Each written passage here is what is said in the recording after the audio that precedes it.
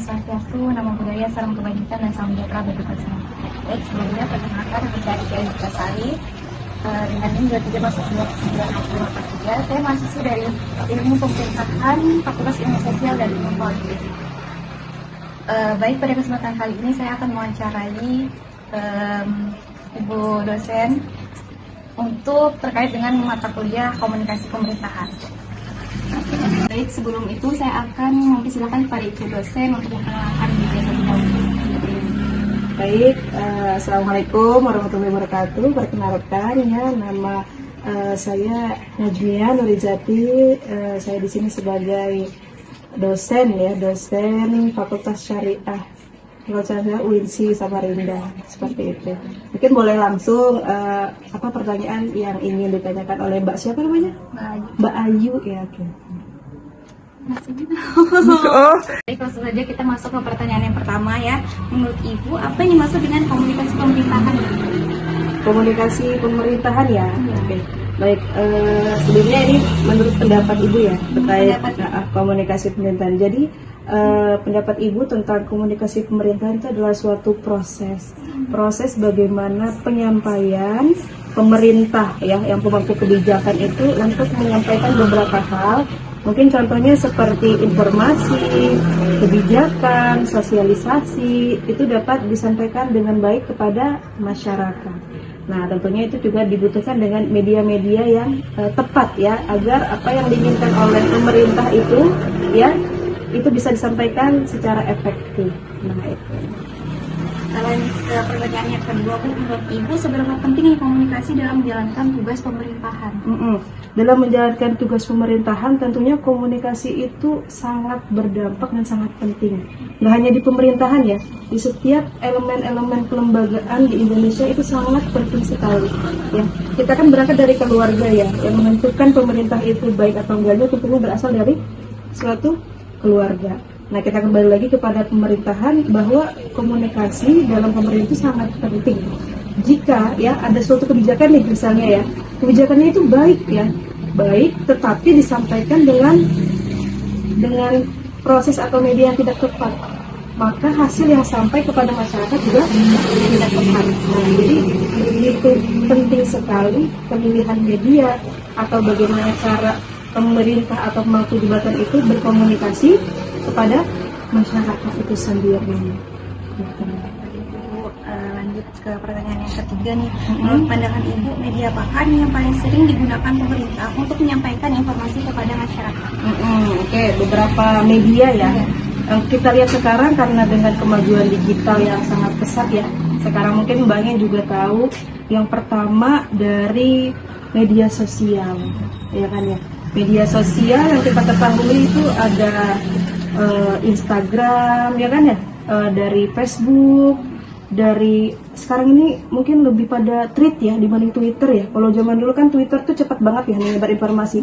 Mungkin sekarang ada yang lebih mengalahkan daripada Twitter, itu ada tweet. Nah, itu tweet namanya ya. Nah, tweet itu juga sangat cepat sekali informasi itu bisa tersebar kepada masyarakat. Mungkin selain itu ya dalam websitenya pemerintah juga memiliki website kan ya. Nah, website ya YouTube seperti itu juga bisa digunakan sebagai media komunikasi. Selain itu ya tentunya dari media massa ya kan ya, dari TV, televisi, stasiun televisi, dari media kabar ya, surat kabar, seperti juga dari kalau di sini itu koran Kaltim Pos ya, dan banyak media-media lain yang bisa dapat menjadi media untuk menyampaikan tadi apa yang ingin disampaikan oleh pemerintah kepada masyarakat. Ibu, lanjut ke pertanyaan yang keempat, berikan pendapat Ibu nih terkait apakah komunikasi pemerintah selama ini sudah berjalan efektif dan mengapa? Oke, melihat ke pemerintahan itu sangat luas ya. Mau kita bahas di sini dari presiden, gubernur ya, para DPR, itu sangat luas sekali. Tentunya kalau dibilang efektif atau enggak itu relatif jawabannya. Ya kan, karena kita melihat banyak pemangku jabatan yang ada dari mereka yang memang yang sudah semaksimal mungkin untuk menggunakan ya beberapa media yang kekinian seperti Instagram itu dengan baik. Akhirnya apa yang mereka sampaikan, informasinya itu tersampaikan. Ya, itu udah cukup efektif. Jadi dinilai efektif ketika apa? Ketika masyarakat dan juga pemerintah ya, pemerintah kepada masyarakat itu ada komunikasi yang saling terbuka, dua arah maksudnya, bukan hanya satu arah aja. Jadi itu. Jadi kalau dinilai efek atau enggak, kita kembalikan lagi kepada pemerintah lagi. Ada beberapa pemerintahan yang memang sudah menjalankan itu sudah baik. Nah, tetapi di sisi lain ya belum sepenuhnya efektif karena beberapa hal juga ya. Tentunya pemerintah karena ini berkaitannya dengan manusia ya, dengan masyarakat, dengan orang ya, dengan individual. Jadi ada beberapa hal cara komunikasinya lah yang mungkin kurang relevan, kurang terbuka ya, kurang transparan, sehingga yang harusnya disampaikan dengan baik, dipahami dengan baik, ditaati aturannya dengan baik, malah sampai kepada masyarakat itu sebaliknya, ya kan ya. Kalau misalnya komunikasi pemerintah itu ya tadi tidak berjalan efektif karena mungkin contohnya kurang terbuka, kurang transparan tadi, gitu. Akhirnya masyarakat yang harusnya mentaati, jadi mereka ya tidak mentaati. Harusnya mereka mendengarkan, malah mereka tidak mendengarkan, malah melanggar lah, gitu. Karena mungkin kebanyakan juga ya dari pemerintah, mungkin sebagian lah dari pemerintah ada yang memberikan segala aturan, tetapi tidak mendengar aspirasi dari masyarakat itu sendiri. Karena mendengarkan aspirasi dari masyarakat lah itu adalah kunci dari kesuksesan komunikasi dalam pemerintahan. Ya, kemudian untuk pertanyaan yang terakhir juga sebagai penutup, bagaimana nih harapan Ibu terhadap komunikasi pemerintahan di masa yang akan datang? Oke. Komunikasi pemerintahan ya yang kita harapkan, kita di sini memposisikan itu sebagai masyarakat ya, masyarakat yang kita harapkan bahwa untuk pemangku jabatan pemerintah untuk kedepannya, apalagi generasi kita yang nantinya ya generasi milenial, generasi Gen Z yang nantinya akan menjadi pemerintah selanjutnya, itu diharap untuk ya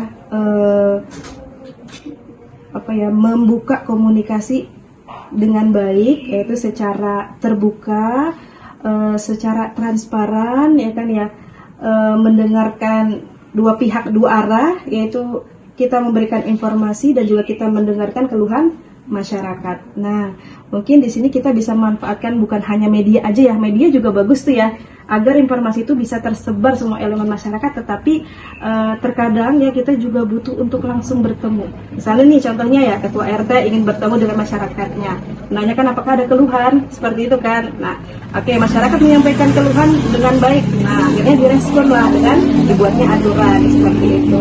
Nah, kita juga ingin para pemangku jabatan juga mendengar aspirasi dari rakyat, bertemu langsung ya dengan masyarakat gitu, agar ya masyarakat di sini merasa ini masukan saya didengarkan ya. Paling enggak masyarakat itu yang pertama ingin didengarkan, yang kedua tentunya melihat aksi, bukan hanya sekedar jadi janji seperti itu. Mungkin itu aja Bu, terima kasih atas jawabannya serta hadir semua, seperti itu. Terima kasih banyak. Mungkin itu tadi komunikasi saya dengan Ibu dosen. Selebihnya sekian dan terima kasih. Wassalamualaikum warahmatullahi wabarakatuh. Waalaikumsalam.